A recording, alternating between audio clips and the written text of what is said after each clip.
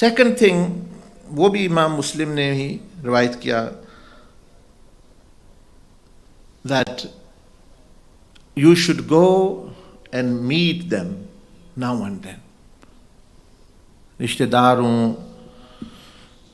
اور یہ خاص طور پر تو ان کو وزٹ کرنا چاہیے، ملاقات کے لیے جانا چاہیے. We go as well. Why? When we need something or when we have problem. ہم بھی فون بھی کرتے ہیں، ملاقات کے لیے بھی جاتے ہیں، لیکن یا اپنی ضرورت کے لیے یا اپنی خواہش کے لیے اور یا اپنی پریشانی کے لیے. اس کے لیے نہیں کہا جا رہا بجاؤ. یہ تو جانور بھی پھرتا ہے بھوکا اپنی ضرورت خواہش. صرف اللہ کو خوش کرنے کے لیے، راضی کے لیے کہ اس سے میرا تو امام مسلم نے روایت کیا اس حدیث شریف کو کہ اینشینٹ ٹائم، پرانے زمانوں میں ایک بندہ اپنے ملاقات کے لیے گیا اپنے بھائی سے دین اللہ کے لیے. رستے میں اللہ پاک نے ایک فرشتہ بھیج دیا.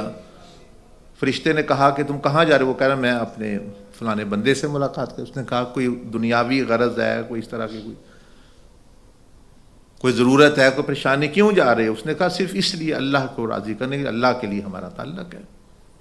پھر اس نے بتایا اس کو کہ میں تو فرشتہ ہوں، مجھے اللہ پاک نے بھیجا ہے تمہیں خوشخبری دینے کے لیے کہ جیسا تم محبت کرتے ہو اللہ کے لیے، اللہ بھی تم سے محبت کرتا ہے اور اللہ پاک معاف فرما دیتا ہے ایسے بندے.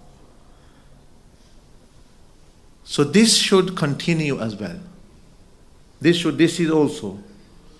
ہمارے ہاں گھر میں جو ہی آتا ہے تو ہم وہ کہتے ہیں، ہم کہ بھائی ہاں جی گیٹ ٹو دا پوائنٹ، بات کرو کیوں نہیں. وہ پہلے کیا حال ہے، ٹھیک ہے بچے ٹھیک ہے، آخر پہ وہ اپنی بات رکھے گا. ٹھیک ہے اس لیے بھی جانا چاہیے، انسان رہتے ہیں ضرورت پریشانی، لیکن اس سے تعلقات جو ہے کہ وہ بہتر اس طرح نہیں ہوں گے جس طرح خالص آپ وہ پوچھے کیوں آئے ہو. جب وہ یہ سنے گا کہ یہ صرف اللہ کو خوش کرنے کے لیے اور میرے لیے آیا ہے ایز اے پرسن، مجھ سے ملاقات کے لیے، اس سے محبت بڑھتی ہے، تعلق بڑھتا ہے. So this is what the Prophet ﷺ is indicating. The second thing a person should do, that without need, without actually any want, without any, for example, problem solving or anything, just for the sake of Allah subhanahu wa ta'ala to meet that relative, to meet that person, کہ اس طرح بھی تو وہ ملے نا آپ نے جس میں غرض نہ ہو. Then there is purity. اس کے اندر پھر ایک پاکی ہوتی ہے، ہیرے کی طرح، like a diamond, there is clarity.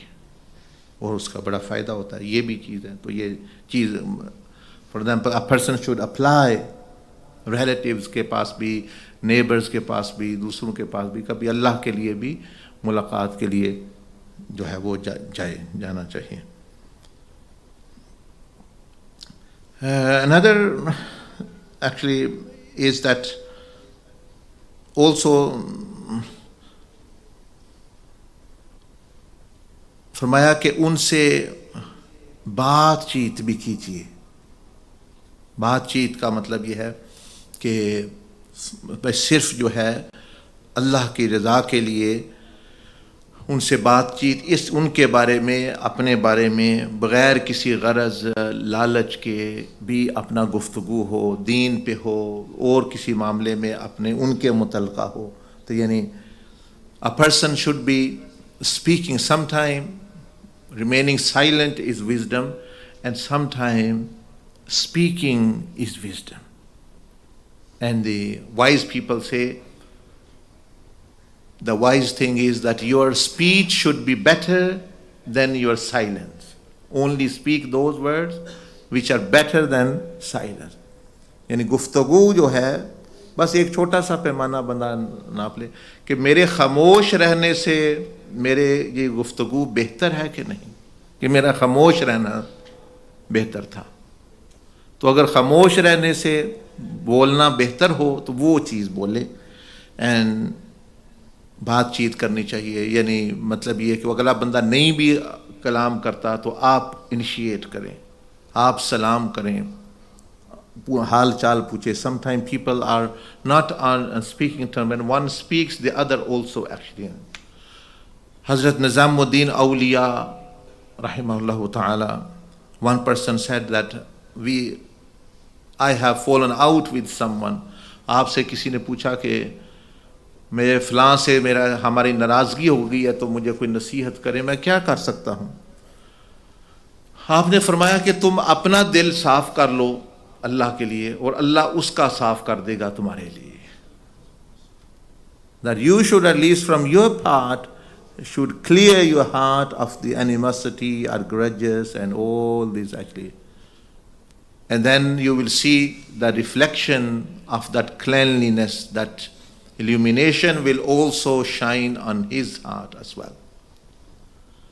Then actually, because yesterday we were in a majlis, we were hearing one of the aqwal of Sayyidina Mujaddadi al-Fisani rahimahullah ta'ala regarding speech. He said when kalam comes from the nafs, when speech comes from the nafs and the two nafs actually clash, then negativity, arguments, quarreling, disputes, and all these things come. فرمایا جو کلام جو نفسی کلام ہے, نفس سے آتا ہے, وہ جب نفس سے کلام آتا ہے خواہش سے کی وجہ سے, غصے کی وجہ سے, خواہش کی وجہ سے, لالچ کی وجہ سے, تو وہ جب ایسے دو کلام اکٹھے ہو جاتے ہیں تو اس سے پھر لالچ اور جو اس طرح کا غصہ, بری چیزیں, تعلقات کا برا ہونا, بغض, کینہ, یہی چیزیں پیدا ہوتی ہیں. And he says when it is کلام قلبی, کلام قلبی is the speech which comes from the heart, جو دل سے بات نکلتی ہے, دل سے بات نکلنے والی. تو فرمایا کہ جب دل کی باتیں دونوں دو قلوب ٹکراتے ہیں آپس میں, when two hearts come together, then love is born. جب دو دل کٹھے ہوتے ہیں تو اس سے محبت پیدا ہوتی ہے, دو نفس کٹھے ہوتے ہیں تو بغض, نفرت, حسد اور یہ چیز پیدا ہوتی ہے. اسی طرح جو کلام کہاں سے نکل رہا ہے, what is the source of the speech which you are talking, when you speak, کہ وہ کلام کہاں سے نکل رہا ہے, اس کی سورس کیا ہے, why are you saying? If you want to know the source, then just think why are you speaking. اگر وہ نفس سے نکل رہا ہے اس کا اثر اور ہوگا, اگر روح کی سے نکل رہا ہے اس کا اثر اور ہوگا, قلب سے نکل رہا ہے تو اس کا اثر اور, باطن سے نکل رہا ہے تو اس کا اثر اور ہوگا, الہامی ہے تو اس کا اثر اور ہوگا. If you are in the presence of Allah subhanahu wa ta'ala, اس کا then this influence is going to be different. The words can be same. لیکن نفس کا کلام جو ہے وہ بغض پیدا کرتا ہے, نفرت پیدا کرتا ہے. when two egos come together, clash, hatred and separation and chaos takes place. And when the two hearts come together, then love takes place. تو یہ مطلب یہ ہے کہ بات چیت کرے تو نفس سے نہ کرے, قلب سے بات کرے, روح سے بات کرے. اس سے جو ہے وہ یہ بھی گائیڈنس, بات چیت بھی کرنی چاہیے. آپ نے